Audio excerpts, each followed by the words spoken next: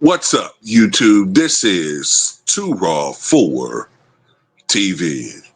All right, so last night we had Game 5 of the 2025 Eastern Conference Finals between the New York Knicks and the Indiana Pacers. Going into this game, the Pacers had a commanding 3-1 lead. And in the history of the NBA, only 13 teams have come back from a 3-1 deficit. We're talking about an NBA league that has been around now for almost 80 years. So it's almost never been done. The Knicks are hoping to become just the 14th team to achieve this. And I don't know whether they're going to do that, but they definitely extended their season and denied, at least temporarily, the Pacers a berth to the 2025 NBA Finals. As we all know, the Thunder dismantled the Wolves in 5 games in the Western Conference Series. One of the things that the Knicks have been kind of guilty of in this postseason is sometimes letting their opponents set the tone in certain games. We're talking about going back to the first round. Sometimes the Knicks, when they were facing, Detroit, I think, sometimes the Knicks suffer or struggle, I should say, to set the tone. Sometimes it can be a little sloppy. And because of that, they've had to, too frequently in this postseason, come back from big, huge deficits. So we know the Pacers have done it, but the Knicks have done it as well. Matter of fact, the Knicks have won, I believe, what is it? 7 of their last 8 road games. So they have been road warriors too. And they're going to need to be that doing an extended series, man. But this time, they came out, they set the tone. Jalen Brunson scored 14 first quarter points. He knocked in 6 of his first 7 shots. And in this game, the Knicks controlled the tempo. The Knicks, in particular, Brunson, in his matchup with Tyrese Halliburton, who just had that historic triple-double, he did a really good job defensively on helping to contain Tyrese Halliburton. Now, of course, a guy like Tyrese Halliburton is going to take more of a team effort to contain him, although there are going to be some games where a guy just missed shots. But after scoring, 32 points, and I know it was a triple-double. In this game, Tyrese Halliburton only had, I believe, 8 points and 6 rebounds, 2 of 7 from the floor. And oftentimes, when Halliburton doesn't play well, it doesn't bode well for the Pacers.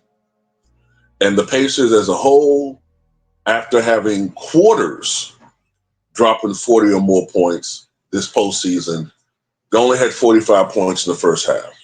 They finished with 94 points, which in this day and age is like scoring 70. You know what I'm saying? 70-something back in the day in a game. So kudos to the Knicks for playing great defense. The Pacers only shot 40.5% from the floor. They were only 10 of 30 from downtown. And they had a playoff high 20 turnovers. Like I said before, when you start turning the ball over that much, approaching 20 turnovers, you very rarely you're going to win games. You might get away with it if it's a team that's decimated, like we saw with the Timberwolves and the Warriors, or an inferior opponent, 8 versus 1 seed. But when you have even matchup teams, 20 turnovers is a killer. Pascal Siakam, who's had some good games against the Knicks, had 15 points. Obi Toppin had 11 points. And Mathurin off the bench was the only one that really was cooking 23 points on 6 of 10 shooting, 2 of 4 from downtown and 9 of 9 the line. For the New York Knicks, Jalen Brunson had 32 points, 5 rebounds, 5 assists, super efficient, 12 of 18 from the floor. And that's a good sign because sometimes Brunson can become a little bit shot jacky. And that's not to take away from his greatness, but you know what I mean. When Brunson has 30 points or 40 points, but he's approaching 30 shots, sometimes I think it can hurt. It takes away a little bit from the general flow of the offense. And sometimes, it can stagnate others too much, you know what I'm saying, when Brunson gets over 30 shot attempts. But this time he had only 18 shot attempts, knocked down 12 of them, 4 of 7 from downtown, 4 of 4 at the line. Josh Hart, 12 points, 10 rebounds. OG Anunoby, 11 points. Mikal Bridges, 12 points. Karl-Anthony Towns, 24 points and 13 rebounds. Still dealing with that sore knee. A bunch of the second half, I think Mitchell Robinson got a lot of minutes. The Pacers, in desperation, tried to invoke a hacker Mitchell. Now, Mitchell had been knocking down free throws, but in this game he was 0 for 2. And that plus a little bit of discombobulation in the Knicks offense down the stretch allowed the Pacers to get back into I wouldn't say get back into the game, but they knocked the lead down to 12 from 20 before. But then the Pacers allowed a Knick run. The Knicks pushed the lead back up to 22, and that was the game. So anyway, now this series is a Pacers lead of 3-2. Now we have the all-important 6th game coming up, right? Now this is just my opinion. I think the Pacers are going to win. I picked the Pacers to go to the finals. I think they're going to be ready. I think they're going to be primed.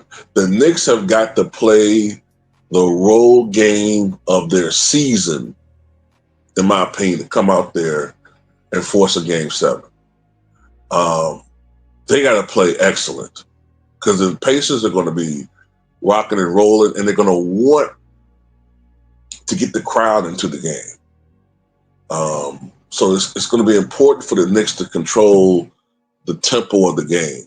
You know what I'm saying? Not to say the Knicks can't play fast to a certain extent, but you don't want to play all game 48 minutes like that. That's playing into the Pacers' hands. Now, you could also make an argument that there's some pressure on the Pacers here because if they blow this game, then you head back to Madison Square Garden, and then you don't know how that you're processing that as a player. Like, you feel a little bit more control when you're at home, but the Knicks Game 7 at home, the crowd's going to want the help to do everything they can as that unofficial 6th man to kind of push the Knicks back into the series if they can go to 7 and create one of the great comebacks in sports history. We'll have to see. But anyway, tell me what you guys think.